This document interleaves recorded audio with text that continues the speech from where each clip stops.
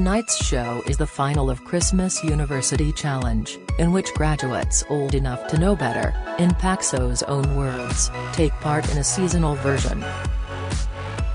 The student series was recorded many months ago, though the later rounds haven't yet been screened. Tonight's contest marked Jeremy's actual farewell to the show. We're all sworn to secrecy about the results, so you'll need to watch to find out who won. I've been a fan of University Challenge since I was a small boy with a love of quizzes. The show was first screened 60 years ago and soon I was hooked. In those early days, Bamber Gascoigne, who died earlier this year aged 87, asked the questions. He was charming and obviously erudite. As a result, when I was young, anyone who seemed brainy was likely to be nicknamed Bamber. I dreamed of appearing on my favorite show long before beginning student life at Oxford in 1974. When my college, Balliol, was invited to take part, I sat the general knowledge test, which was the method for selecting the team. Alas, my ignorance about classical music let me down and I didn't score enough points to make the cut. Bamber's long reign as host came to an end in 1987 when University Challenge was axed. To my delight, it was revived in 1994 with Jeremy as chief inquisitor. The show has continued ever since and it attracts some of BBC Two's biggest audiences. The British Film Institute included University Challenge as one of its 100 greatest television programmes and the BBC insists it remains the most fiendish quiz on television. The show's cultural impact has been astonishing. It has inspired spoofs, from Not the 9 O'Clock News and The Young Ones, as well as David Nicholls' best-selling novel Starter for 10. The film adaptation of Nicholls' book, starring James McAvoy, struck a chord with me. Like me, McAvoy's character came from a state school background. He was even more obsessed with University Challenge than I am. The show's appeal is amazing even if, as a viewer, you struggle to figure out what a question means, let alone how to find the answer. It's fascinating to watch smart people battling away for points under extreme pressure of time. Continuity is part of University Challenge's strength. The theme music is iconic and so is the old-fashioned split-screen technique for showing the two teams, fingers on buzzers, desperate to be first to a starter question. Above all, the presenters are crucial. Jeremy's style is very different from Bamber's. He's spent a lifetime interrogating slippery politicians and is famous for standing no nonsense. It's easy to believe that he could answer every question himself. I've often wondered how nervous students cope when such a renowned and intimidating figure is firing questions at them. They must dread his withering put-downs.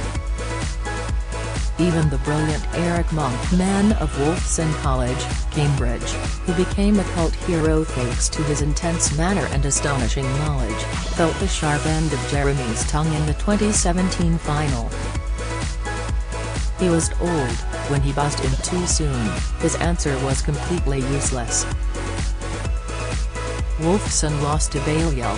As for myself, after leaving Balliol I qualified as a solicitor, but soon figured that, if I couldn't get onto University Challenge, I should pursue my first love.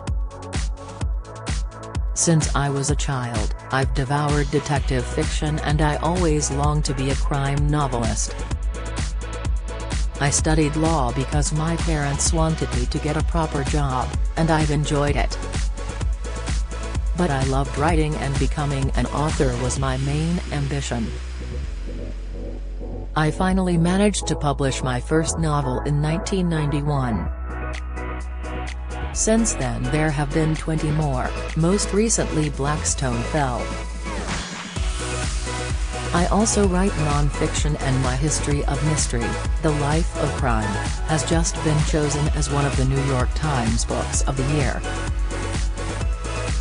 I've been lucky enough to be asked to talk about crime writing in places as far removed as Shanghai, Reykjavik, Honolulu, Dubai, and even aboard the Queen Mary. In many ways I've lived my dream. So I could scarcely complain that I'd missed out on taking part in my favorite quiz show. But over the years I've remained a devotee, watching each week and admiring the brilliance of so many of the student participants. It's one thing to shout out the answers when you're sitting at home, but very different when you're in front of the cameras. Despite myself, I often wondered what the experience was like. Imagine the thrill when I received an email from the series producer asking if I would like to take part in Christmas University Challenge 2022. I was asked because, in addition to my crime writing, I've been president of the Detection Club for the past 7 years. Founded in 1930, this is the world's oldest social network for crime writers. Membership is restricted to about 60 leading authors, including luminaries like Ian Rankin and Anne Cleeves. There have only been 8 presidents, and my predecessors include such great names as G.K. Chesterton, Dorothy L. Sayers, and Agatha Christie.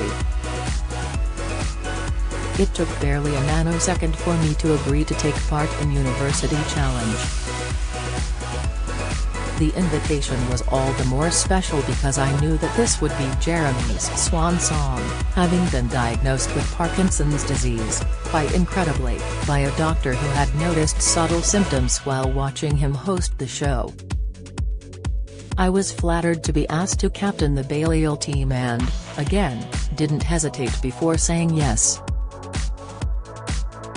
Why worry about embarrassing yourself by displaying your ignorance on national telly when you get an opportunity you were sure had gone for good? I didn't know any of my teammates before we met. This was shortly before our first heat, against SOAS University of London. Not for us the preparation and training that some student teams undertake. Luckily, my Balliol colleagues, Elizabeth Kiss, Andrew Coxon and Martin O'Neill, proved good companions. However, we couldn't claim to have a perfect blend of expert know-how. Not one of us had any scientific training.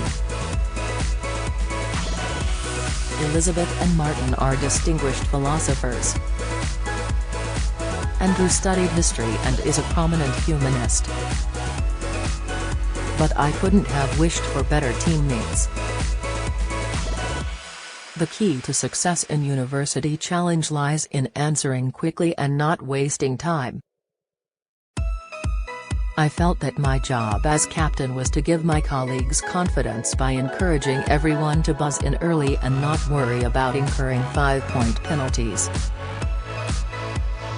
Each time we got an answer wrong, we should forget it and focus on the next question. We aimed to answer the bonus questions fast, so as not to test Jeremy's patience. The backroom team was kind towards all the contestants. Occasionally it's suggested that the questions asked in Christmas University Challenge may be slightly easier than those that are usually fired. It was made clear that there was no danger of that in Jeremy's final series. He's already said the questions for this year's teams of old codgers were as tricky as the ones we put to the students. I've rarely been as nervous as in the build-up to the 3 shows. When you hear the theme, known as College Boy, play and realize that you're sitting in front of Jeremy and the cameras are recording, it's impossible not to feel daunted. I was so worried about pressing my buzzer prematurely that once or twice I didn't press it hard enough. These things happen in the heat of the moment.